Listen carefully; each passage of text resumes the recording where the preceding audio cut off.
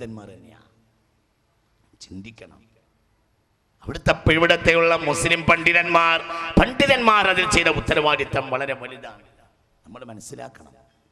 വേദം നൽകപ്പെട്ടവർ, പ്രത്യേകിച്ച് ക്രിസ്ത്യാനികൾ, അവരോട് തർക്കിക്കുമ്പോൾ പോലും മാന്യത പുലർത്തണം.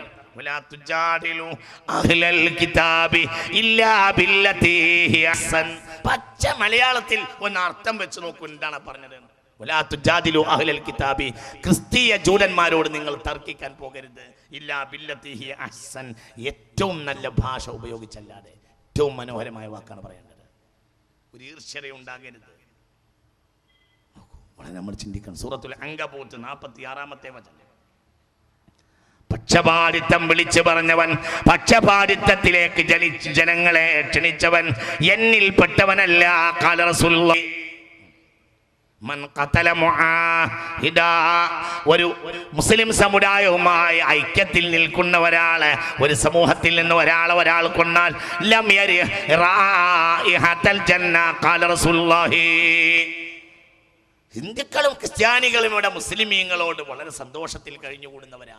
അവരിൽപ്പെട്ട ഒരാൾ കൊലപ്പെടുത്തിയാൽ ആ മുസ്ലിമിന് സ്വർഗത്തിന്റെ വാസന അടിക്കുകയില്ലെന്ന് മുഹമ്മദ് മുസ്തഫ.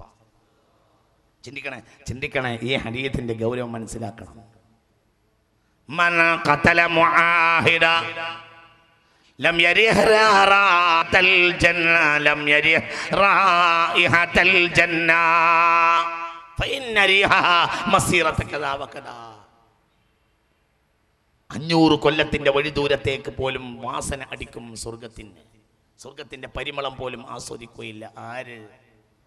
തന്നോട് നല്ല നിലയിൽ വർത്തിക്കുന്ന ഒരു സമുദായത്തിൽ ഒരാളെ കൊന്നവൻ എന്ന് പുണ്യനബി.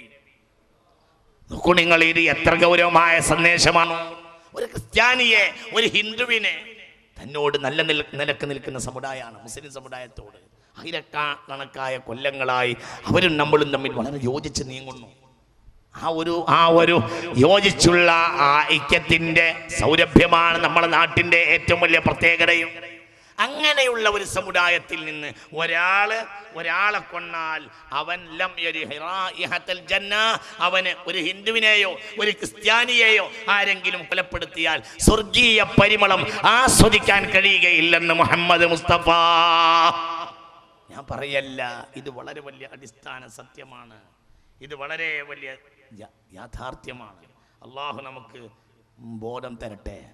ഒന്ന് ഉറക്കപ്പറ, അള്ളാഹു ബോധം തരട്ടെ. ഇത് എത്ര കാലമായി പറയുന്നു. ഇത് സ്വീകരിച്ചവരായിട്ടാണ് മുസ്ലിം സമുദായം. അങ്ങനെ തന്നെയാണ് ബഹുമാനപ്പെട്ട പത്രമാധ്യമങ്ങൾ, മറ്റു സമുദായ നേതാക്കൾ വളരെ വലിയ വിനയത്താൻ പറയാണ്, ഇങ്ങനെ തന്നെ നിങ്ങൾ ഇത് കാണേണ്ടതാണ്. ഈ സമുദായത്തിന്റെ രീതിയെ ഇങ്ങനെ നിങ്ങൾ മനസ്സിലാക്കേണ്ടതാണ്. സമുദായം അങ്ങനെയാണ്.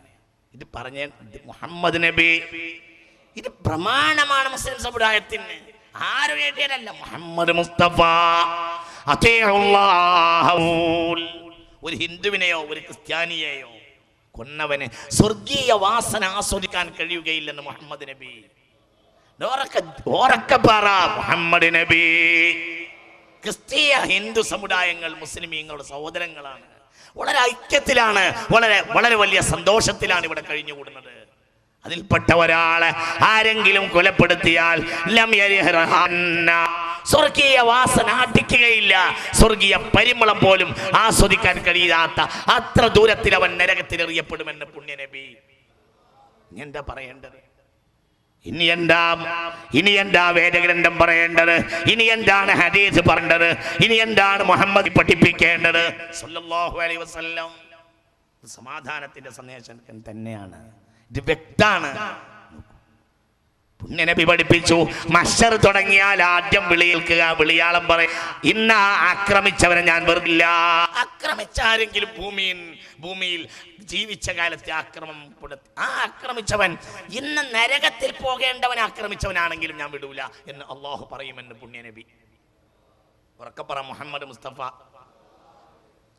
ലാ യദ്ഖുലു അഹദും മിൻ അഹ്ലിൽ ജന്നതി അൽ ജന്ന വവാഹിദും മിനൻ നാരി യത്ലുബുഹു.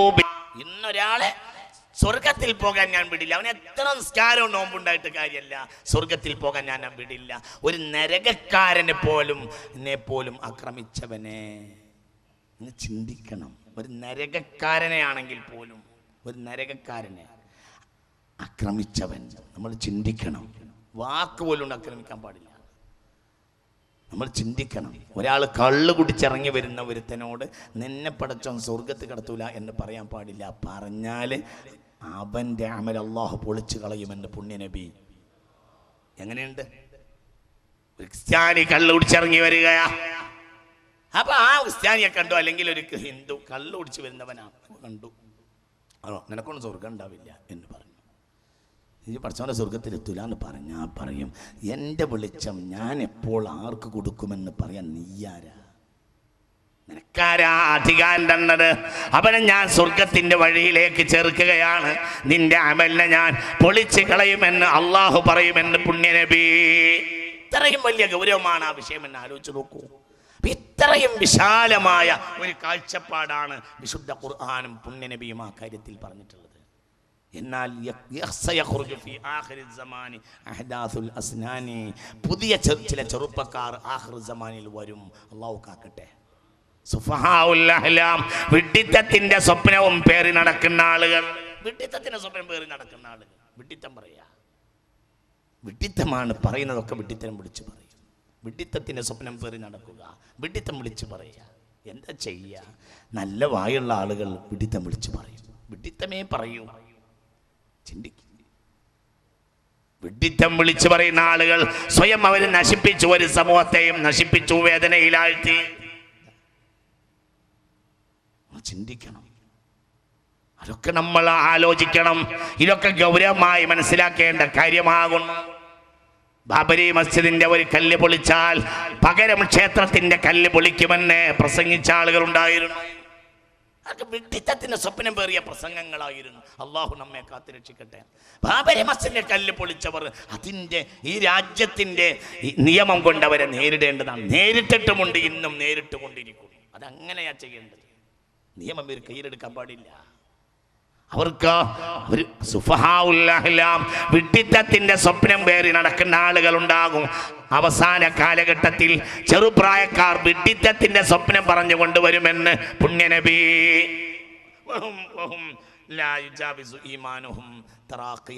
തൊണ്ടക്കുഴിയിൽ നിന്ന് ഈമാൻ വിട്ട് കിടക്കാത്ത വർത്തമാനങ്ങൾ അവർ പറയും എന്നാണ്. പടച്ചോൻ നമ്മളെ കാത്തുരക്ഷിക്കട്ടെ. അതൊക്കെ വളരെ വേദനയുള്ള സംഗതിയാണ്. യഖൂലുന മിൻ ഖൗലി ഖൈരിൽ ബരിയ. ഇടക്കിടക്ക് അവരുടെ സ്വപ്നത്തിന് വേണ്ടി മുഹമ്മദ് നബിയുടെ വാക്കുദ്ധരിക്കും സല്ലല്ലാഹു അലൈഹി വസല്ലം. അവർക്ക് ചിന്തിക്കണം. യഖൂലുന മിൻ ഖൗലി ഖൈരിൽ ബരിയ.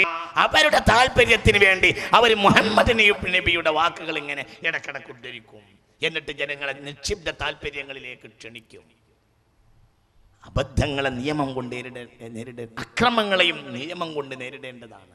പകരം വിഡ്ഢിത്തത്തിന്റെ സ്വപ്നം പേറുകയും അതിനുവേണ്ടി പുണ്യനബിയുടെ ഹദീസ് ഉദ്ധരിക്കുകയും ചെയ്യുന്ന ആളുകൾ സമുദായത്തിന്റെ ശത്രുക്കളാണ്. അവർ കാലഘട്ടത്തിന്റെ വഷളന്മാരാണ് എന്ന് പുണ്യനബി സല്ലല്ലാഹു അലൈഹി വസല്ലം പഠിപ്പിച്ചിട്ടുണ്ട്.